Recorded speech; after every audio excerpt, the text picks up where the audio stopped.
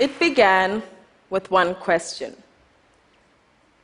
If Africa was a bar, what would your country be drinking or doing?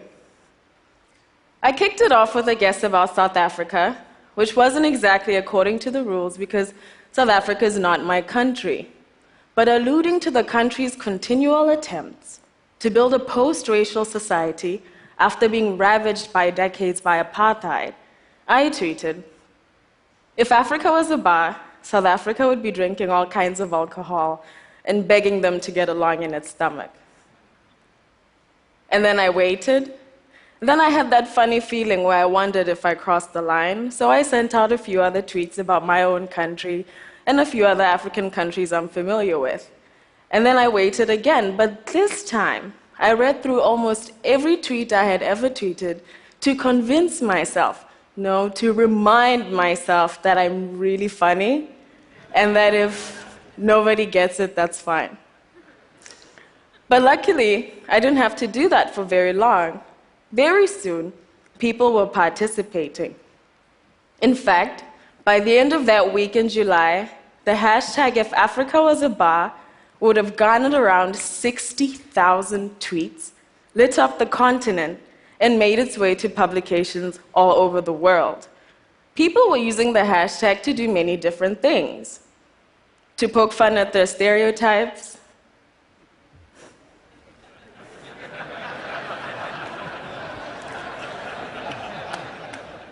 to criticize government spending,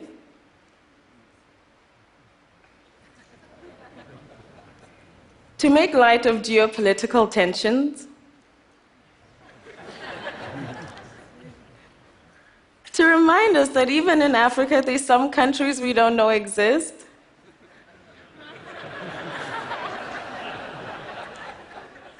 and also to make fun of the countries that don't think that they're in Africa.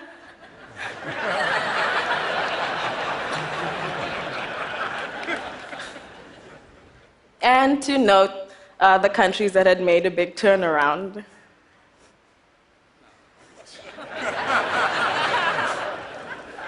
But most importantly, people were using the hashtag to connect. People were connecting over their Africanness. So for 1 week in July, Twitter became a real African bar. And I was really thrilled, mainly because I realized that Pan-Africanism could work, that we had before us, between us, at our fingertips, a platform that just needed a small spark to light in us a hunger for each other. My name is Siyanda Mohutsiwa. I'm 22 years old, and I am Pan-Africanist by birth. Now, I say I'm Pan-Africanist by birth because my parents are from 2 different African countries. My father's from a country called Botswana in southern Africa. It's only slightly bigger than Germany. This year we celebrate our 50th year of stable democracy, and it has some very progressive social policies. My mother's country is the Kingdom of Swaziland. It's a very, very small country, also in southern Africa. It is Africa's last complete monarchy. So it's been ruled by a king and a royal family in line with their tradition for a very long time. On paper, these countries seem very different. And when I was a kid, I could see the difference. It rained a lot in one country. It didn't rain quite as much in the other. But outside of that, I didn't really realize why it mattered that my parents were from 2 different places. But it would go on to have a very peculiar effect on me. You see, I was born in one country and raised in the other. When we moved to Botswana, I was a toddler who spoke fluent Seswati and nothing else. So I was being introduced to my new home, my new cultural identity, as a complete outsider, incapable of comprehending anything that was being said to me by the family and country whose traditions I was meant to move forward. But very soon, I would shed Seswati, and when I would go back to Swaziland, I would be constantly confronted by how very non-Swazi I was becoming. Add to that my entry into Africa's private school system, whose entire purpose is to beat the Africanness out of you, and I would have a very peculiar adolescence. But I think that my interest in ideas of identity was born here, in the strange intersection of belonging to two places at once, but not really belonging to either one very well, and belonging to this vast space in between and around simultaneously. I became obsessed with the idea of a shared African identity. Since then, I have continued to read about politics and geography and identity and what all those things mean. I've also held on to a deep curiosity about African philosophies. When I began to read, I gravitated towards the works of Black intellectuals like Steve Biko and Frantz Fanon, who tackled complex ideas like decolonization and Black consciousness. And when I thought at 14 that I had digested these grand ideas, I moved on to the speeches of iconic African statesmen like Burkina Faso's Thomas Sankara and Congo's Patrice Lumumba. I read every piece of African fiction that I could get my hands on. So when Twitter came, I hopped on with the enthusiasm of a teenage girl whose friends are super bored of hearing about all this random stuff. The year was 2011, and all over Southern Africa and the whole continent, affordable data packages for smartphones and internet surfing became much more easier to get. So my generation, we were sending messages to each other on this platform that just needed 140 characters and a little bit of creativity on long commutes to work, in lectures that some of us should have been paying attention to, on our lunch breaks. We would communicate as much as we could about the everyday realities of being young and African. But of course, this luxury was not available to everybody. So this meant that if you were a teenage girl in Botswana and you wanted to have fun on the internet, 1, you had to tweet in English.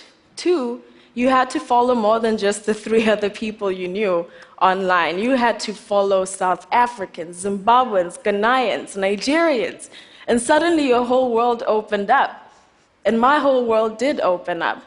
I followed vibrant Africans who were traveling around the continent, taking pictures of themselves and posting them under #MyAfrica. Because at that time, if you were to search Africa on Twitter or on Google or on any kind of social media, you would think that the entire continent was just pictures of animals and white guys drinking cocktails in hotel resorts. But Africans were using this platform to kind of take some kind of ownership of that tourism sectors. It was Africans taking selfies on the beaches of Nigeria. It was Africans in cocktail bars in Nairobi. And these are the same Africans that I began to meet on my own travels around the continent. We would discuss African literature, politics, economic policy, but almost invariably, every single time, we would end up discussing Twitter. And that's when I realized what this was. We were standing in the middle of something amazing, because for the first time ever, young Africans could discuss the future of that continent in real time, without the restriction of borders, finances, and watchful governments. Because the little-known truth is, many Africans know a lot less about other African countries than some Westerners might know about Africa as a whole. This is by accident, but sometimes it's by design. For example, in apartheid South Africa, Black South Africans were constantly being bombarded with this message that any country ruled by Black people was destined for failure. And this was done to convince them that they were much better off under crushing white rule than they were living in a Black and free nation. Add to that Africa's colonial, archaic education system, which has been unthinkingly carried over from the 1920s. And at the age of 15, I could name all the various causes of the wars that had happened in Europe in the past 200 years, but I couldn't name the president of my neighboring country. And to me, this doesn't make any sense, because whether we like it or not, the fates of African people are deeply intertwined. When disaster hits, when turmoil hits, we share the consequences. When Burundians flee political turmoil, they go to us, to other African countries. Africa has 6 of the world's largest refugee centers. What was once a Burundian problem becomes an African problem. So to me, there are no Sudanese problems or South African problems or Kenyan problems, only African problems, because eventually we share the turmoil. So if we share the problems, why aren't we doing a better job of sharing the successes? How can we do that? Well, in the long term, we can shoot towards increasing intra-African trade, removing borders and putting pressure on leaders to fulfill regional agreements they've already signed. But I think that the biggest way for Africa to share its successes is to foster something I like to call social Pan-Africanism. Now, political Pan-Africanism already exists, so I'm not inventing anything totally new here. But political Pan-Africanism is usually the African unity of the political elite. And who does that benefit? Well, African leaders almost exclusively. No, what I'm talking about is the Pan-Africanism of the ordinary African. Young Africans like me, we are bursting with creative energy, with innovative ideas. But with bad governance and shaky institutions, all of this potential could go to waste. On a continent where more than a handful of leaders have been in power longer than the majority of their populations have been alive, we are in desperate need of something new, something that works. And I think that thing is social Pan-Africanism. My dream is that young Africans stop allowing borders and circumstance to suffocate our innovation. My dream is that when a young African comes up with something brilliant, they don't say, well, this wouldn't work in my country, and then give up. My dream is that young Africans begin to realize that the entire continent is our canvas, is our home. Using the internet, we can begin to think collaboratively. We can begin to innovate together. In Africa, we say if you want to go fast, you go alone. But if you want to go far, you go together. And I believe that social Pan-Africanism is how we can go far together. And this is already happening. Access to these online networks has given young Africans something we've always had to violently take, a voice. We now have a platform.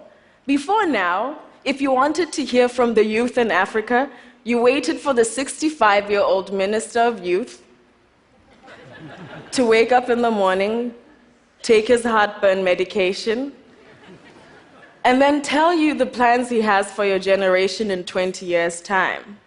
Before now, if you wanted to be heard by your possibly tyrannical government, you were pushed to protest, suffer the consequences, and have your fingers crossed that some Western paper somewhere might make someone care. But now we have opportunities to back each other up in ways we never could before. We support South African students who are marching against ridiculously high tertiary fees. We support Zimbabwean women who are marching to parliament. We support Angolan journalists who are being illegally detained.